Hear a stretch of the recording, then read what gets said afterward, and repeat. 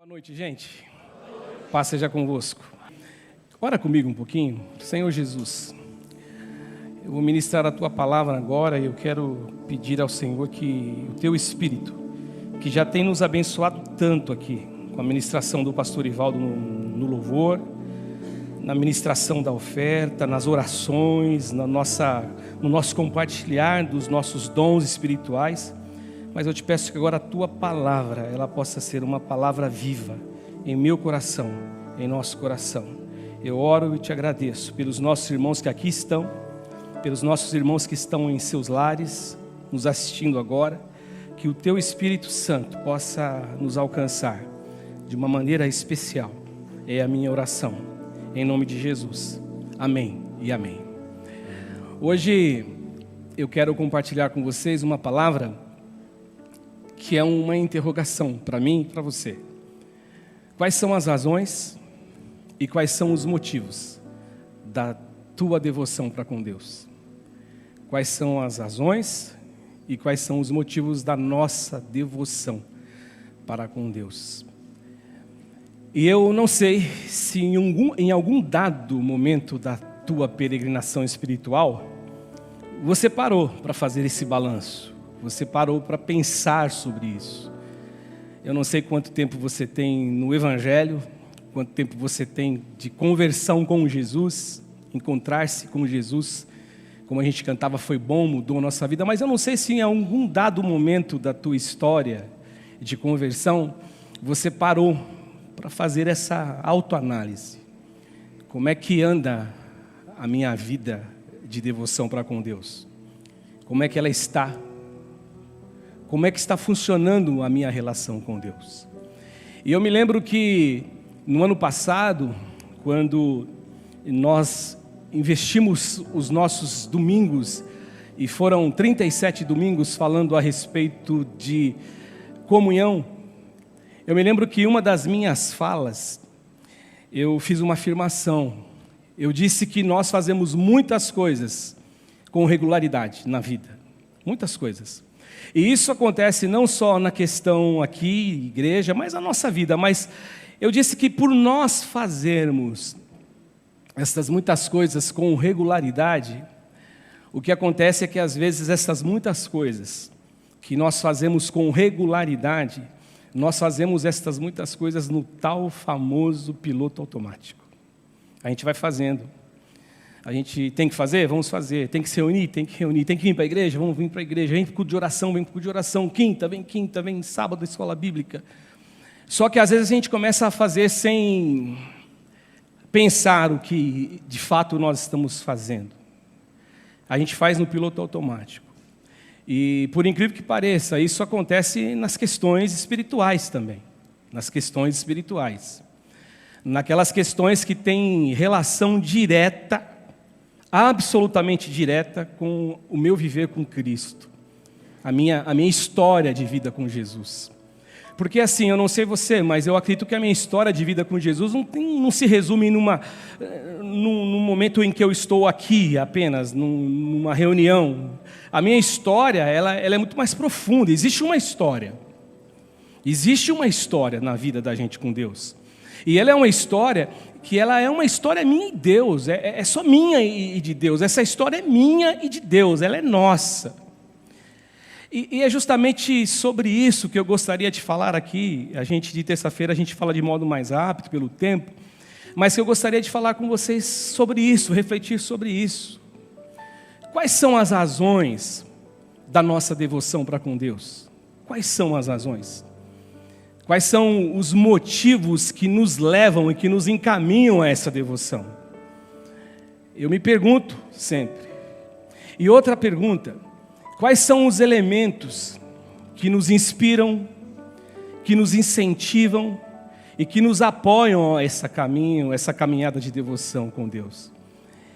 E eu não lembro quem estava falando esses dias aqui na igreja que às vezes a gente repete muitas coisas e a gente não sabe conceituar o que repetimos. Eu sempre disse isso, que a gente às vezes repete, fala, tem todo um linguajar evangélico que a gente utiliza, todo um linguajar de igreja que a gente utiliza, mas às vezes a gente não sabe, ou às vezes até fora da igreja. E aí eu me preocupei em falar com vocês e conceituar devoção. E eu sublinhei 3 significados de devoção que eu encontrei. Devoção, o primeiro que eu sublinhei é uma afeição intensa a Deus. Devoção é uma afeição com intensidade ao nosso Deus. Um outro significado também que eu sublinhei que é parecido, que é afeição, dedicação, amor e afeto. E o terceiro é um cumprimento das práticas religiosas da adoração. E aí eu fiquei pensando, esse tem mais a nossa cara, a primeira também, devoção intensa a Deus, mas no fundo tudo tem a nossa cara.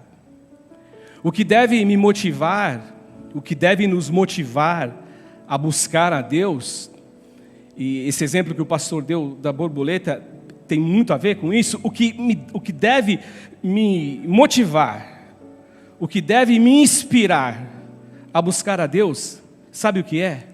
É Deus. Somente Deus.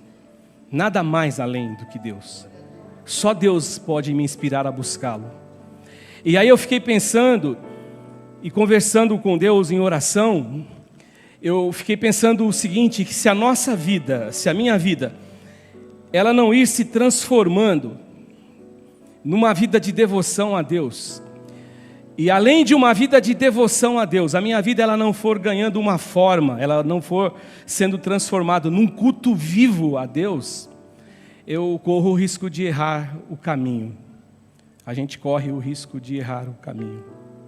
É isso que acontece. É isso que eu e você temos que pensar. Portanto, hoje eu gostaria de falar sobre isso com você. Qual é a nossa reflexão aqui hoje? A nossa reflexão é como está a nossa dedicação para com Deus. E é uma pergunta muito pessoal, e não dá para você ficar medindo do lado de fora. Eu sempre digo assim, sempre disse isso na minha jornada de pastor, eu sempre disse assim, que tem pessoas que olham para a gente, eles não olham e não veem um corpo, eles não veem o Cássio hoje vestido com uma camisa meio rosa, vermelha, com calça jeans, de sapato, não, eles olham e veem um termômetro. Como se eles tivessem a possibilidade, a capacidade de ver esse termômetro, de medir você espiritualmente. E não dá para medir ninguém espiritualmente. Não dá. O máximo que você vai conseguir é ver fruto. E aí eu concordo com você, mas não dá para você achar que um outro é mais espiritual ou menos espiritual, não dá. Então a nossa conversa é como está a nossa dedicação com Deus. Como está a minha relação com Deus? E mais ainda, quais são os motivos? Quais são as razões verdadeiras da minha relação com Deus? Como anda a minha vida devocional? Como que está o meu compromisso devocional com Deus? Como está o meu encontro com Deus, ou os meus encontros com Deus, a minha relação de afeto e de amor com Deus? Como está tudo isso na minha vida? Eu junto tudo a minha vida, esse quebra-cabeça de nome vida, com a correria que nós vivemos, aonde que Deus se encaixa? Aonde que eu me encaixo com Deus? Como está essa minha vida devocional com Deus?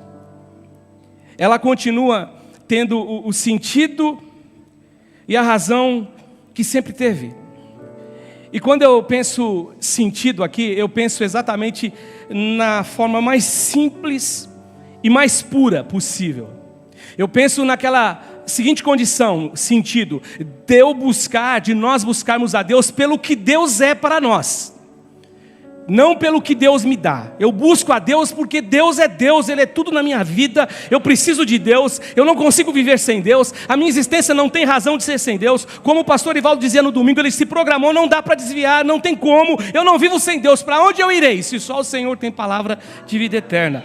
Mas a pergunta que grita dentro do meu coração algumas vezes é assim: por que nós perdemos isso de vista? Por que nós deixamos isso distante? Por que isso fica fora do nosso alcance às vezes? E a gente acaba permitindo com isso que a nossa vida ela se torne uma vida que eu me relaciono com Deus, mas sempre pensando nos meus interesses. Tem um homem, tem um personagem na Bíblia, que eu não sei dizer para você, pelo menos eu nunca li na Bíblia, quantas vezes ele parou para pensar, para balancear, para fazer uma autoanálise da devoção da vida dele com Deus. Eu não sei, eu não encontrei ainda na Bíblia. Se você encontrar, depois fala para mim que eu quero anotar. De verdade eu não encontrei. Mas eu encontrei na Bíblia que as razões desse cara, os motivos desse cara, foram fortemente questionados por Satanás. Foram questionados e acusados por Satanás. Vocês sabem de quem eu estou falando, né? E esse cara aí, o Jó, mesmo a despeito da integridade dele, da vida justa dele, mesmo diante da vida de temor a Deus, ele não conseguiu escapar da acusação do diabo. Você sabe que o diabo, ele é o nosso acusador, ele nos acusa de dia e de noite na presença de Deus, mas haverá um dia que ele não vai mais nos acusar. Não vai nem ter direito a acesso. Hoje ele tem, vai lá, dá uma de cara de pau, mas o livro do Apocalipse fala que não, que um dia vai acabar isso aí. Só que eu acho curioso, e ao mesmo tempo que eu acho curioso, eu acho tão inspirador para mim também, é o motivo pelo qual ele acusa Jó. Ele acusa Jó, diante de Deus, tendo como base a acusação, a retidão de Jó. A retidão e a devoção que Jó tinha a Deus. Não tinha como Satanás acusá-lo de adultério. Não tinha. A Bíblia fala que ele era justo, Deus falou que ele era justo. Não tinha como Satanás acusá-lo de soberba em relação ao trato com os filhos, em relação ao trato com os seus funcionários. Não tinha como. Então Satanás o acusou, e a acusação de Satanás foi de que toda a relação que ele mantinha com Deus era uma relação mentirosa, não era uma relação verdadeira. Era uma relação interesseira. E aí, pensando nisso, quando eu estava lembrando dessa história de Jó, pensando nisso, o meu coração veio a seguinte informação: se a minha razão e se o meu motivo de buscar a Deus não for o próprio Deus, eu vou errar o caminho. Uma hora ou outra eu quebro a cara. Se o meu motivo de buscar a Deus não for Deus, eu quebro a cara um dia. Portanto, a minha devoção e a tua devoção tem que ter como Deus, como a única possibilidade de nos inspirar a buscar a Ele. É Deus e mais ninguém. Eu só posso buscar Deus tendo como fonte de inspiração Deus. Se existir outra motivação, se existir um outro objetivo, se existir uma outra razão, nós vamos errar o caminho. Acredita nisso. Nós vamos errar o caminho. Sabe por quê? Porque nós vamos ficar dependendo do que Deus nos dará. O que Deus vai me dar. E mais ainda, e além de depender do que Deus vai nos dar, nós vamos depender do que a vida vai nos proporcionar. Eu de verdade, irmãos, eu penso assim, o que é necessário para nós, o que é necessário para mim e para você, o que nós deveríamos saber e ter como verdade no coração, que eu preciso buscar a Deus. Eu preciso me relacionar com Deus, tendo como motivação somente Deus. Deus. Não é o que eu vou alcançar se eu o buscar. A relação com Deus não funciona assim. Não deveria funcionar assim, pelo menos. Não é o que eu vou alcançar se eu buscar. Não é o que eu vou ter se eu o seguir. Não, isso não nos ajuda em nada a gente ser fiel a Deus até o final da nossa vida. Isso não ajuda nada a nossa fidelidade para com Deus. Isso não nos ajuda também a olhar o exemplo do salmista que um dia disse assim: eu vou bendizer ao Senhor enquanto eu viver. E aí eu volto a dizer para você, qual que é a fonte da inspiração que eu tenho que ter para buscar Deus? É Deus. É Deus. A fonte de inspiração para eu buscar Deus é Deus. É Deus. A minha vida tem que se transformar nesse culto racional que Paulo diz. A minha vida tem que ser assim, eu tenho que ser em todos os lugares,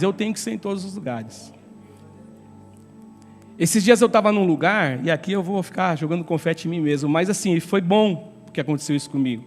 E aí uma pessoa chegou atrás de mim e falou assim: ô moço, você tem... Ainda me chamou de moço com essa carequinha aqui, eu fiquei me achando, né? Ô moço, você tem R$1? E eu levantei de onde eu estava sentado e virei para ele assim, e falei: cara, eu não tenho, eu estou sem nenhum dinheiro. Quando eu vi quem era meu primo. E aí ele me abraçou. E sabe que foi legal, gente? De coração, vou abrir meu coração para você.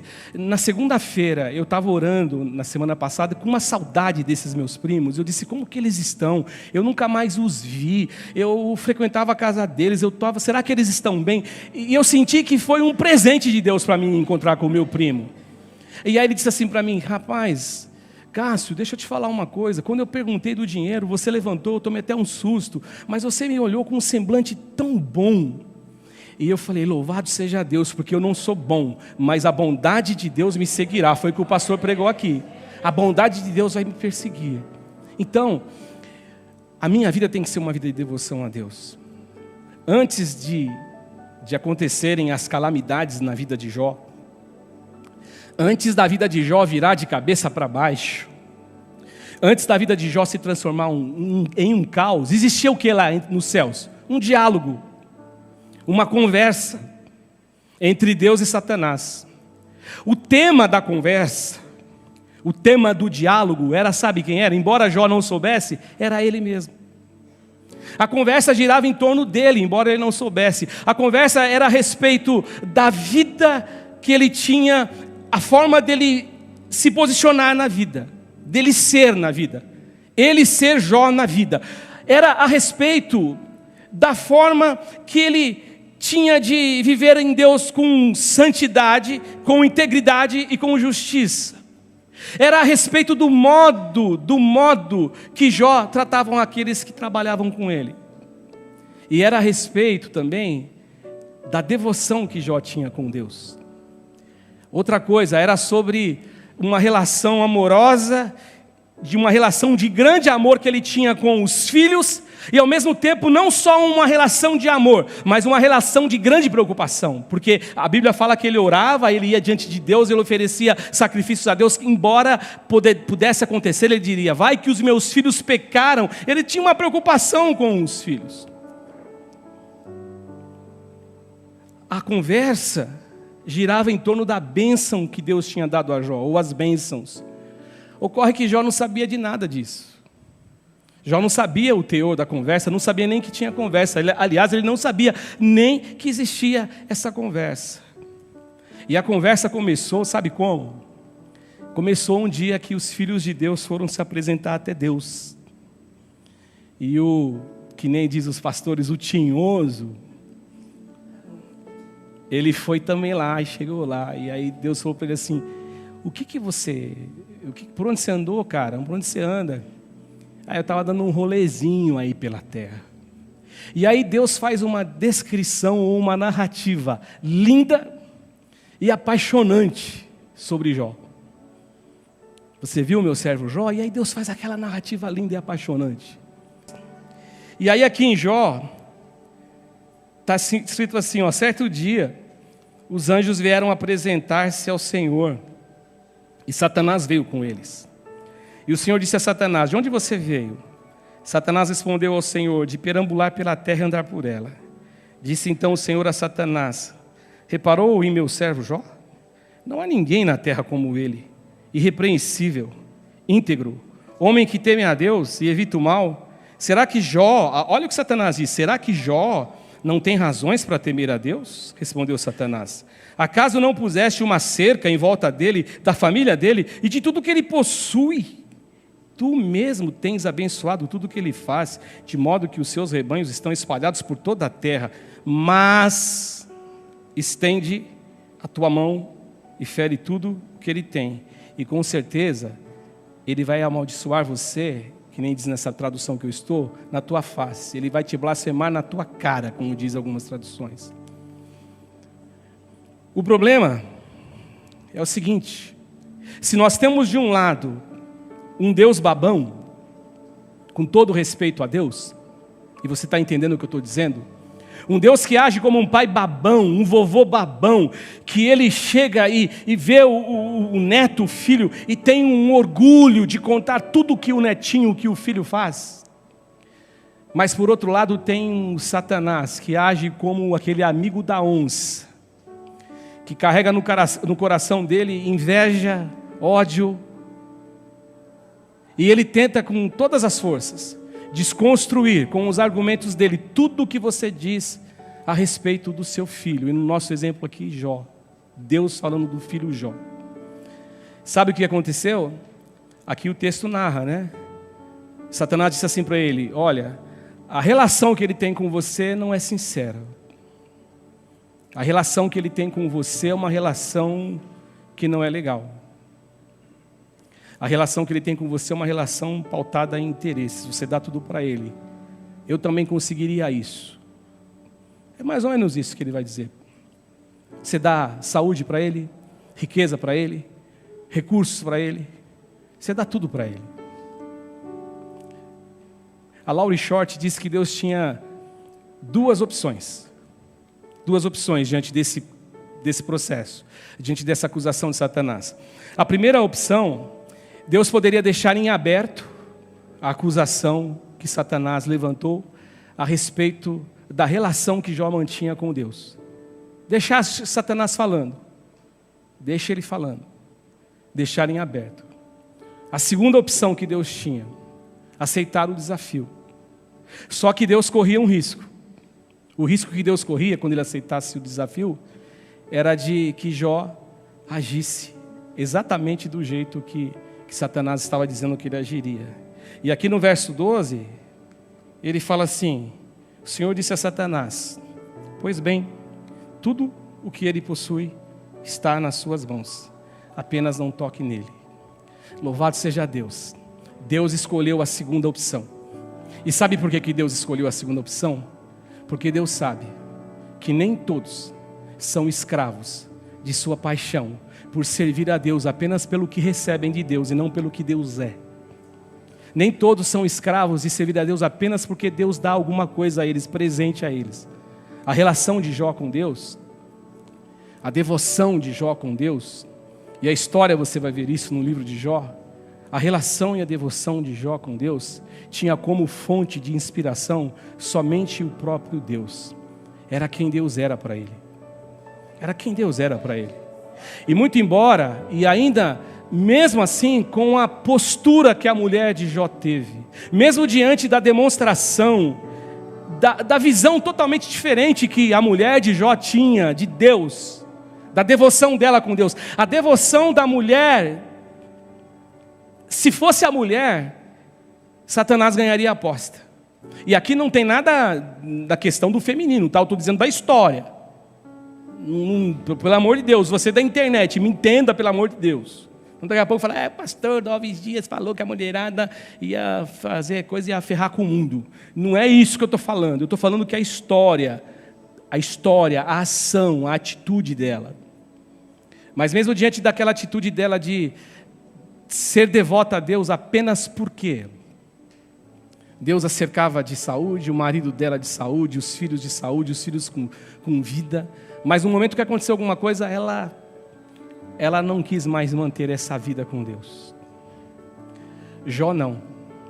Jó, ele é um exemplo de vida para mim, porque eu vejo na história de Jó que Jó amava a Deus e não as coisas que Deus dava a ele. Quem inspirava Jó a ser devoto a Deus era Deus e mais ninguém. Só Deus.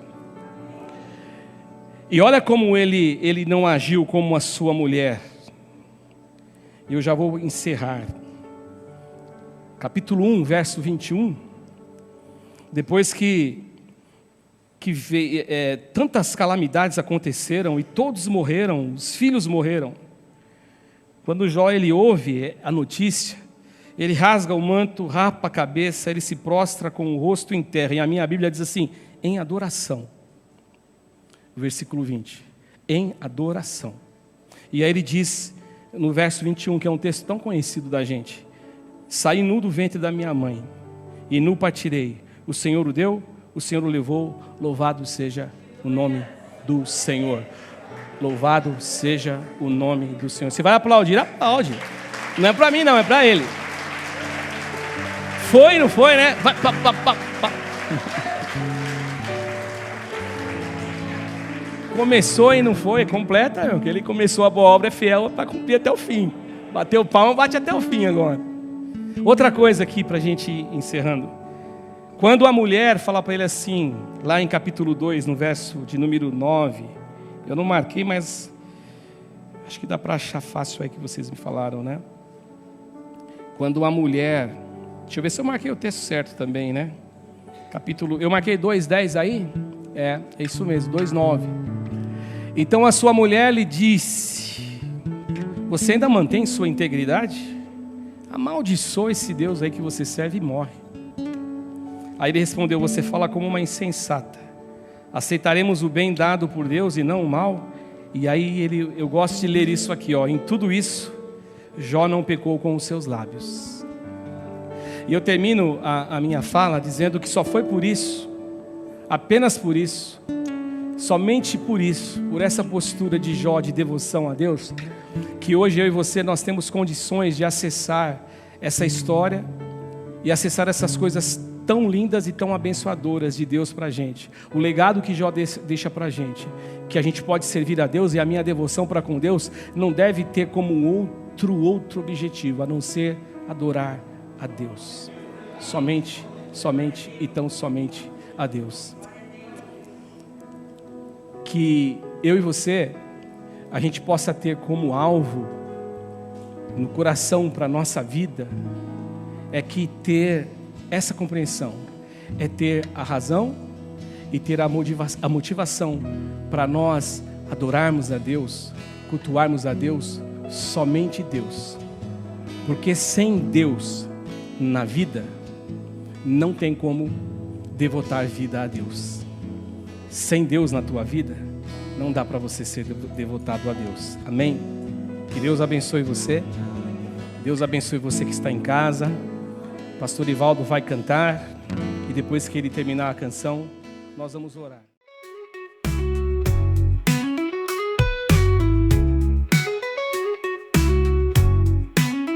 Fui encontrado quando estava perdido, fui achado em meio a sofrimentos e dor. Como foi bom te conhecer, como foi bom ter te conhecido.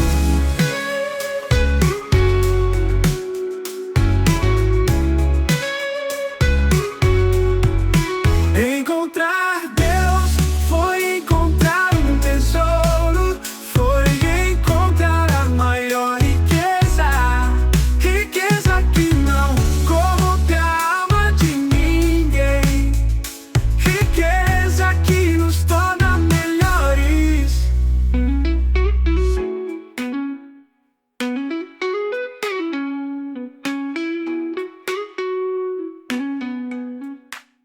Encontrar